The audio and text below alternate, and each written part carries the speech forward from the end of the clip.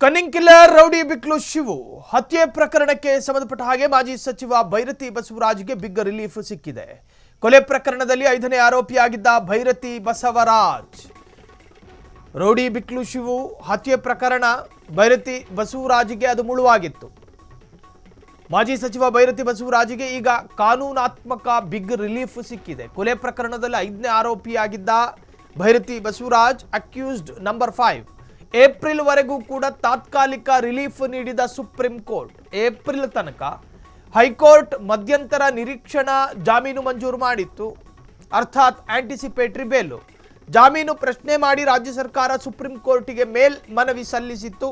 Public prosecutor ಸಲ್ಲಿಸಿರುತ್ತಾರೆ. ಅರ್ಜಿ ವಿಚಾರಣೆ ನಡೆಸಿದ ಸುಪ್ರೀಂ ಕೋರ್ಟ್ ನ್ಯಾಯಪೀಠ ಏಪ್ರಿಲ್ 15ಕ್ಕೆ ಅರ್ಜಿ ವಿಚಾರಣೆಯನ್ನು ಮುಂದೂಡಿಕೆ ಮಾಡಿದೆ. ಯಾವ ಬಿಕ್ಲು ಶಿವ ಜೊತೆಗೆ ಅಲ್ಲದೆ ಪ್ರತಿಕ್ರಿಯೆ ನೀಡುವಂತೆ ಭೈರತಿ ಬಸವರಾಜ್ಗೆ ನೋಟಿಸ್ ಕೂಡ ಜಾರಿ ಮಾಡಿದೆ. ಇನ್ನು ನ್ಯಾಯಮೂರ್ತಿ ಸೂರ್ಯಕಾಂತ್ ನೇತೃತ್ವದ ದ್ವಿಸದಸ್ಯ ಪೀಠ ಆದೇಶವನ್ನು ಕೊಟ್ಟಿರುವಂತಹದ್ದು. ಪ್ರಕರಣದಲ್ಲಿ 15 ಜನ ಆರೋಪಿಗಳು ಅರೆಸ್ಟ್ ಆಗಿದ್ದು, ಇವರಲ್ಲಿ ಹಲವರು ಭೈರತಿ ಬಸವರಾಜ್ಗೆ ಅತ್ಯಾಪ್ತರು ಎನ್ನಲಾಗಿದೆ. ಅಂದ್ರೆ ಅವರ ಆಪ್ತ ವಲಯದಲ್ಲಿ ಗುರುತಿಸಿಕೊಂಡವರು. ಆರೋಪಿಗಳ ವಿಚಾರಣೆಯಲ್ಲಿ ಸಿಕ್ಕ ಮಾಹಿತಿ ಆಧಾರದ ಮೇಲೆ ತನಿಖೆ. ಇನ್ನು ರೌಡಿ ಬಿಕ್ಲು ಶಿವು ಹತ್ಯೆ ಪ್ರಕರಣ ಇಡೀ ಬೆಂಗಳೂರಿನಲ್ಲಿ ಬಹಳಷ್ಟು ಸುದ್ದಿಗೆ ಗ್ರಾಸವಾದಂತಹ ಹತ್ಯೆ ಪ್ರಕರಣ. ಕಾರಣ ಯಾವ ರೌಡಿ ಬಿಕ್ಲು ಶಿವ ಹತ್ಯಾ ಪ್ರಕರಣದಲ್ಲಿ ಹೈ ವಿಟ್ನೆಸ್ ಆಗಿದ್ದವರು ಆತನ ಪೋಷಕರು. ಅದರಲ್ಲಿ ಹತ್ಯೆಯಾದ ರೌಡಿಯ ಪೋಷಕರು ಇದರಲ್ಲಿ ಹೈ ವಿಟ್ನೆಸ್. ಭೈರತಿ ಬಸವರಾಜ್ ಬಂದು ಹೋಗಿದ್ದನ್ನ ಗಮನಿಸಿದ್ದೇವೆ. ಅವರು ಈ ಪ್ರಕರಣದಲ್ಲಿ ನೇರ ಆರೋಪಿ. ಹೀಗೆ ಸಾಕಷ್ಟು ಸ್ಟೇಟ್ಮೆಂಟ್ ಅನ್ನು ಪೊಲೀಸರ ಮುಂದಿಟ್ಟಿದ್ರು ಪೋಷಕರು. ಅದಾದ ನಂತರ ಭೈರತಿ ಬಸವರಾಜ್ಗೆ ಬಂಧನದ ಭೀತಿ ಎದುರಾಗಿತ್ತು. ತಲೆಮರೆಸಿಕೊಳ್ಳುವ ಸ್ಥಿತಿಗೆ ಬಂದಿದ್ರು. ಎಬ್ಸ್ಕಾಂಡ್ ಆಗಿದ್ರು. ಆಂಟಿಸಿಪೇಟರಿ ಬೇಲಿಗೆ ಭೂಗತರಾಗಿಯೇ ಅಲ್ಲಿಂದಲೇ ಕೆಲಸ ಶುರು ಹಚ್ಕೊಂಡಿದ್ರು. ಕೋರ್ಟ್ ಬೇಲ್ ಪಡೆಯೋದಕ್ಕೆ ಹರಸಾಹಸ ಪಟ್ಟರು. ಇನ್ನೇನು ಬಂಧನ ಆಗ್ಬಿಡ್ತಾರೆ ಅನ್ನೋ ವರದಿಗಳು ಅಷ್ಟ ದಿಕ್ಕುಗಳಿಂದಲೂ ಕೂಡ ಬರೋದಕ್ಕೆ ಶುರು ಆಯಿತು.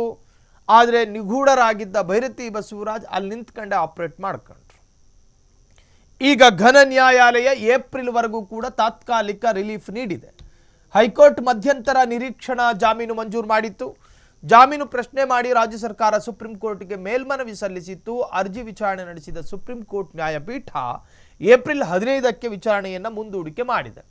ಇನ್ನು ಅಲ್ಲದೆ ಪ್ರತಿಕ್ರಿಯೆ ನೀಡುವಂತೆ ಭೈರತಿ ಬಸವರಾಜ್ಗೆ ನೋಟಿಸ್ ಜಾರಿ.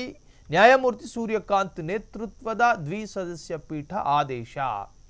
ಇನ್ನು ಇದಕ್ಕೆ ನೀವು ರಿಯಾಕ್ಟ್ ಮಾಡಬೇಕು ಅಂತ ಹೇಳಿ ಅವರಿಗೊಂದು ನೋಟಿಸ್ ಜಾರಿ ಮಾಡಿದೆ. ಅದಕ್ಕೊಂದು ಗಡುವು ಕೊಟ್ಟಿರುತ್ತೆ ಕೋರ್ಟ್. ಒಂದು ಗಡುವು, ಒಂದು ಡೇಟ್, ನಿಶ್ಚಿತಾವಧಿಯ ಒಳಗೆ ಭೈರತಿ ಬಸವರಾಜ್ ಅವರೇ ನೀವು ಒಂದಷ್ಟು ಸೂಕ್ಷ್ಮತೆಗಳಿಗೆ ಉತ್ತರವನ್ನು ಕೊಡಬೇಕು, ರಿಯಾಕ್ಟ್ ಮಾಡಬೇಕು. ಅದು ಕೂಡ ಕಾನೂನು ವ್ಯಾಪ್ತಿಗೆ ಬರುತ್ತೆ.